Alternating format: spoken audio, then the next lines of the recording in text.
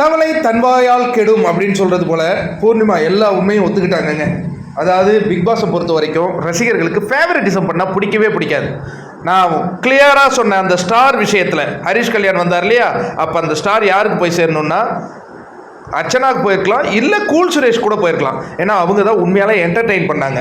இந்த பூர்ணிமா இடைமறித்து தவறான ஓட்டு போட்டு விஷ்ணுக்கு வாங்கி கொடுத்தாங்க. அது தப்பு இல்லையா?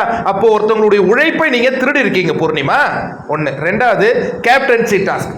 மணி விஷ்ணு நிற்கும் பொழுது அந்த கத்துவாங்க தெரியுமா, ஓன்ட்டு.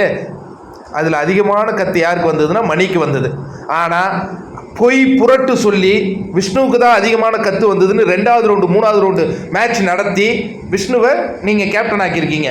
2வது தவறு, மாபெரும் தவறு. ஃபேவரட்டிசம் பண்ணியிருக்கிறாங்க. அதாவது கொடுக்கப்பட்ட தீர்ப்பையே மாற்றி எழுத சொல்லியிருக்காங்க கமல்ஜி. இதெல்லாம் நீங்கள் நோட் பண்ணுங்க. கமல்ஜி நோட் பண்ணுறாங்களோ இல்லையோ, மக்கள் நோட் பண்ணுறாங்க. இது தப்பு பூர்ணிமா. அது 2 விஷயத்தில் நீங்கள் அப்பட்டமாக நான் இவ்வளவு செஞ்சுருக்கேன், என்ன இப்போ அவர் வச்சு செய்கிறாரு அப்படின்னு நீங்கள் சொல்கிறீங்க. அவர் உங்களை வச்சு செய்கிறாரோ வச்சு செய்யலையோ அது எங்களுக்கு கவலை இல்லை. நீங்கள் தவறான ஒரு விஷயத்தை பண்ணியிருக்கீங்கிறத நீங்கள் ஒத்துக்கொண்டதற்கு நன்றி பூர்ணிமா. ஆனால் நீங்கள் ஒத்துக்கிட்டீங்க. ஆனால் உங்களால் அந்த நேரத்தில் மணியால் கேப்டன் ஆக முடியல, அர்ச்சனாவால் ஒரு ஸ்டாரை வாங்கி அந்த இதில் பட்டனில் போட முடியல. இது உங்களுக்கு அநியாயம் நிகழப்படும் பொழுது இப்படி கதறீங்களே. உங்களால் 2 பேர் நேரடியாக பாதிக்கப்பட்ட விஷயத்தை இப்போ நீங்கள் சொல்லியிருக்கீங்க. நீங்கள் எதற்காக விஷ்ணுவுக்கு அவ்வளோ ஃபேவரட்டிசம் பண்ணீங்க? விஷ்ணுவுக்கு மட்டுமா பண்ணீங்க? பல பேருடைய கேமையே கெடுத்துருக்கீங்க. இப்போ புலம்புங்க.